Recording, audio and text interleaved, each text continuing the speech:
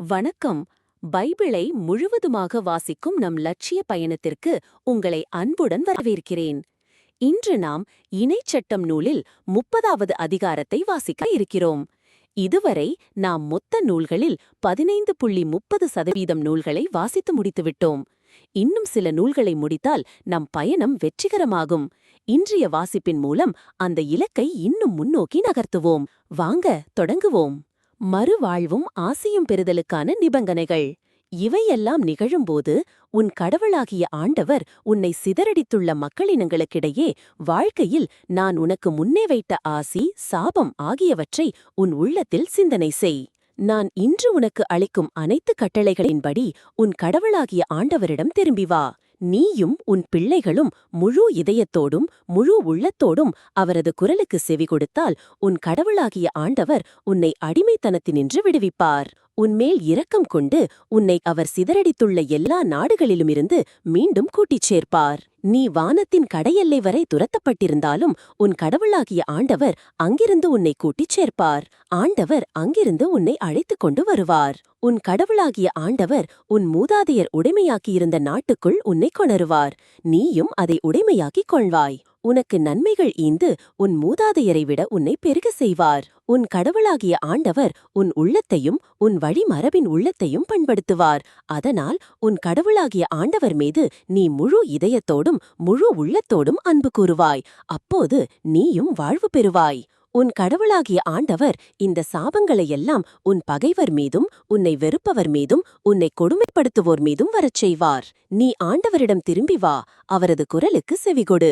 நான் இன்று உனக்கு கட்டளையிடும் அனைத்தையும் கடைப்பிடி. நீ மேற்கொள்ளும் அனைத்து செயல்களிலும் உன் கடவுளாகிய ஆண்டவர் செய்வார். உனது கருவின் கனி, உன் கால்நடைகளின் ஈற்று, உனது நிலத்தின் பயன் அனைத்தும் நலமை அமையுமாறு செய்வார். உன் மூதாதையரில் மகிழ்வு கொண்டது போல் உன் நன்மையின் பொருட்டு உன்மீது மீண்டும் மகிழ்வார்.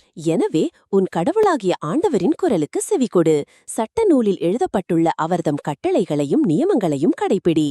உன் முழு இதயத்தோடும் முழு உள்ளத்தோடும் உன் கடவுளாகிய ஆண்டவரிடம் திரும்பு. ஏனெனில் இன்று நான் உனக்கு கட்டளையிடும் இந்த கட்டளை உனக்கு புரியாதது இல்லை, உன்னிடமிருந்து வெகு தொலையிலும் இல்லை. நாம் அதை கேட்டு நிறைவேற்றுமாறு நமக்காக யார் விண்ணகத்துக்குப் போய் அதை கொண்டு வருவார் என்று நீ சொல்லாதவாறு அது விண்ணில் இல்லை. நாம் அதை கேட்டு நிறைவேற்றுமாறு நமக்காக யார் கடல் கடந்து சென்று அதை நம்மிடம் கொண்டு வருவார் என்று நீ சொல்லாதவாறு அது கடல்களுக்கு அப்பால் இல்லை. ஆனால் நீ அதை நிறைவேற்றுமாறு வார்த்தை உனக்கு மிக அருகில் உள்ளது, உன் வாயில் உன் இதயத்தில் உள்ளது.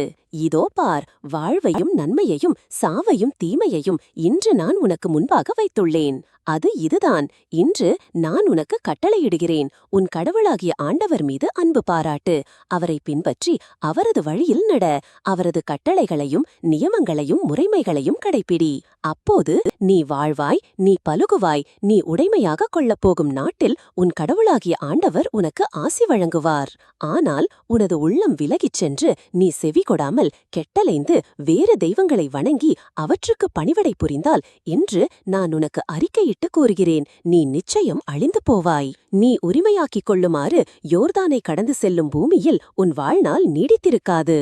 உன்மேல் இன்று நான் விண்ணையும் மண்ணையும் சான்றாக அழைத்து வாழ்வையும் சாவையும் ஆசியையும் சாபத்தையும் உனக்கு முன்வைக்கிறேன். நீயும் உனது வழித்தோன்றல்களும் வாழும் பொருட்டு வாழ்வை தேர்ந்து கொள். உன் கடவுளாகிய ஆண்டவர் மீது அன்பு பாராட்டு. அவரது குரலுக்கு செவிகொடு. அவரையே பற்றிக்கொள். ஏனெனில் அவரே உனது வாழ்வு, அவரே உன் நீடிய வாழ்வு. அதனால் ஆபிரகாம், ஈசாக்கு, யாக்கோப்பு என்னும் உன் மூதாதையருக்கு கொடுப்பதாக ஆண்டவர் ஆணையிட்டு கூறிய நாட்டில் நீ கொடியேறுவாய். நாம் 1189 அதிகாரங்களில் 183 அதிகாரங்களை நிறைவு செய்துவிட்டோம். இன்னும் சில அதிகாரங்களை வாசித்தால் முழு பைபிளையும் முடித்து விடுவோம். நாளை அடுத்த அதிகாரத்தை பார்க்க சந்திப்போம். நாள்தோறும் இந்த பயணத்தில் நீங்களும் பங்கேற்றால் பைபிளை முழுமையாக வாசித்து முடிப்போம். இது நம் வாழ்க்கையிலும் ஆன்மாவிலும் பெரிய மாற்றத்தை ஏற்படுத்தும். இந்த பயணம் உங்களுக்கு நம்பிக்கையையும் சமாதானத்தையும் கொடுத்தால் இந்த வீடியோவை லைக் செய்யவும் சப்ஸ்கிரைப் செய்யவும் மறக்க வேண்டாம். பகிர்ந்து மற்றவர்களையும் இந்த பயணத்தில் சேருங்கள். நாளை மறக்காமல் வாருங்கள்.